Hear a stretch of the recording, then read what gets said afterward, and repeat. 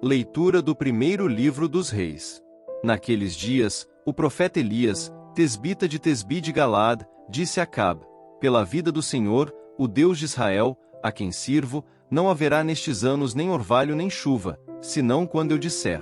E a palavra do Senhor foi dirigida a Elias nestes termos: parte daqui e toma a direção do Oriente. Vai esconder-te junto à torrente de Carit, que está defronte ao Jordão. Lá beberás da torrente. E eu ordenei aos corvos que te deem alimento. Elias partiu e fez como o Senhor lhe tinha ordenado, e foi morar junto à torrente de Carit, que está defronte ao Jordão. Os corvos traziam-lhe pão e carne, tanto de manhã como de tarde, e ele bebia da torrente. Palavra do Senhor. Graças a Deus.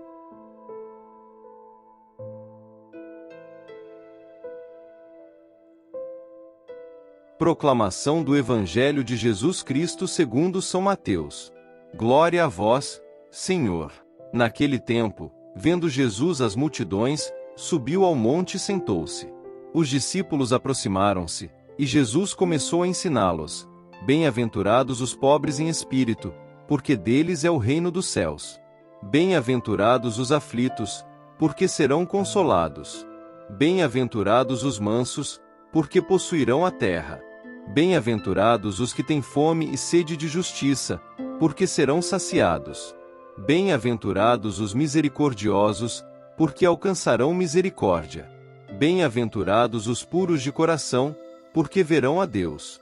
Bem-aventurados os que promovem a paz, porque serão chamados filhos de Deus. Bem-aventurados os que são perseguidos por causa da justiça, porque deles é o reino dos céus.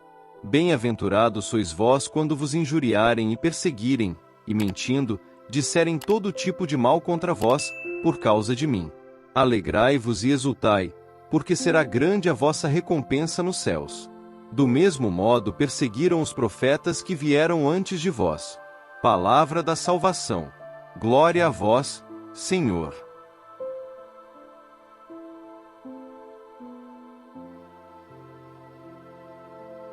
Queridos irmãos e irmãs em Cristo, hoje, somos agraciados com duas leituras profundamente inspiradoras que nos convidam a refletir sobre a confiança em Deus e a verdadeira bem-aventurança.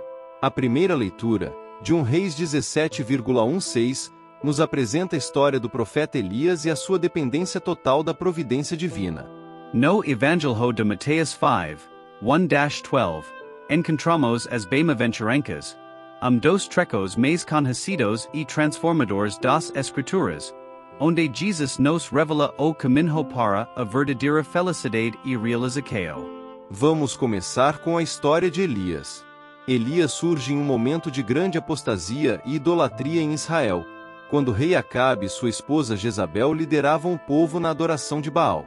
Em um ato de coragem e obediência, Elias anuncia uma seca como juízo de Deus sobre a terra. A seca representava não apenas uma crise física, mas uma crise espiritual, um chamado ao arrependimento e à volta ao Deus verdadeiro. Após seu anúncio, Elias é instruído pelo Senhor a esconder-se junto ao riacho de Quirite, onde ele seria sustentado por corvos que lhe trariam pão e carne, e poderia beber da água do riacho. Aqui, vemos uma imagem poderosa da confiança e da provisão divina. Elias obedece sem questionar, confia na palavra de Deus e experimenta o cuidado providencial do Senhor em meio à adversidade. Imaginem a situação de Elias. Ele estava sozinho, escondido, confiando em uma promessa que desafiava a lógica humana. Corvos, que normalmente são aves que se alimentam de carniça, foram transformados em mensageiros de sustento. Esta história nos ensina sobre a fidelidade de Deus e a importância de confiar em Ele mesmo quando as circunstâncias parecem impossíveis. A confiança de Elias em Deus pode ser comparada a uma criança que confia plenamente em seus pais, sabendo que será cuidada e protegida. Elias nos mostra que, quando colocamos nossa confiança em Deus, Ele não nos abandona. Mesmo nas situações mais desafiadoras, Deus provê o que precisamos. Agora, vamos para o Evangelho de Mateus, onde Jesus nos apresenta as bem-aventuranças. Este sermão, proferido no monte, é um dos momentos mais icônicos do ministério de Jesus. As bem-aventuranças nos oferecem um retrato do reino de Deus, desafiando as normas e expectativas do mundo. Bem-aventurados os pobres em espírito, porque deles é o reino dos céus. Esta primeira bem-aventurança nos chama à humildade e ao reconhecimento de nossa dependência de Deus. Ser pobre em espírito significa reconhecer nossa necessidade de Deus, nossa incapacidade de encontrar a verdadeira felicidade e realização fora dele. Bem-aventurados os que choram, porque serão consolados. Jesus nos lembra que o sofrimento e a tristeza não são o fim. Ele promete consolo e cura para aqueles que estão aflitos, mostrando que em meio às lágrimas, Deus está presente, oferecendo conforto e esperança. Bem-aventurados os mansos, porque herdarão a terra. A mansidão, muitas vezes vista como fraqueza, é exaltada por Jesus como uma virtude poderosa. Ser manso é ser humilde e gentil, confiando na justiça e na providência de Deus em vez de recorrer à violência ou à força. Bem-aventurados os que têm fome e sede de justiça, porque serão saciados. Esta bem-aventurança nos desafia a buscar a justiça de Deus com a mesma intensidade com que buscamos alimento e água. É um chamado a agir com retidão e a trabalhar para um mundo mais justo e compassivo. Bem-aventurados os misericordiosos, porque alcançarão misericórdia. A misericórdia é o coração do Evangelho. Somos chamados a perdoar e a mostrar compaixão, assim como Deus tem sido misericordioso conosco. Bem-aventurados os puros de coração, porque verão a Deus. A pureza de coração implica sinceridade e integridade. É viver uma vida que busca a santidade e que rejeita a hipocrisia. Bem-aventurados os pacificadores, porque serão chamados filhos de Deus. Em um mundo marcado por conflitos e divisões, Jesus nos chama a ser agentes de paz, promovendo a reconciliação e a harmonia. Bem-aventurados os perseguidos por causa da justiça, porque deles é o reino dos céus. Esta última bem-aventurança nos lembra que seguir a Jesus pode trazer perseguição e sofrimento, mas nos assegura que nossa recompensa está no céu. As bem-aventuranças desafiam a lógica do mundo. Elas nos convidam a um estilo de vida que valoriza a humildade, a compaixão, a justiça e a paz. Elas nos chamam a colocar nossa confiança em Deus e a buscar sua vontade em todas as áreas de nossa vida. Assim como Elias confiou na provisão de Deus em tempos de seca, somos chamados a confiar em Deus em todas as circunstâncias.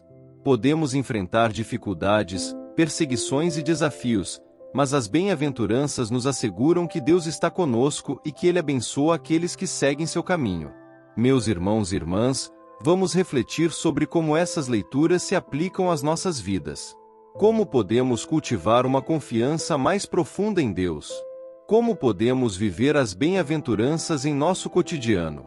Talvez seja ajudando aqueles que estão em necessidade, mostrando compaixão aos que sofrem, buscando a justiça em nossas comunidades, ou promovendo a paz em nossos relacionamentos. Vamos tirar um momento para refletir em silêncio. Peçamos a Deus a graça de viver de acordo com seus ensinamentos, confiando plenamente em sua providência e buscando as bem-aventuranças como nosso guia. Senhor, nós te agradecemos por tua palavra de hoje.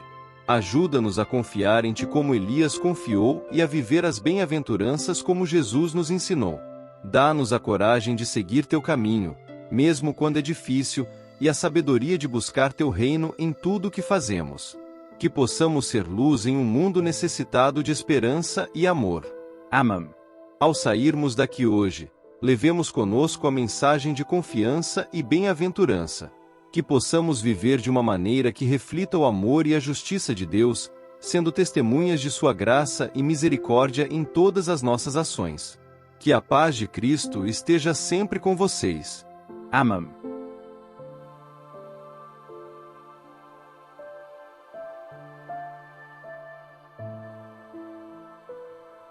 São Miguel Arcanjo, defendei-nos no combate. Sede o nosso refúgio contra as maldades e ciladas do demônio. Ordene-lhe Deus, instantemente o pedimos, e vós, príncipe da milícia celeste, pela virtude divina, precipitai no inferno a Satanás e aos outros espíritos malignos que andam pelo mundo para perder as almas. Amém.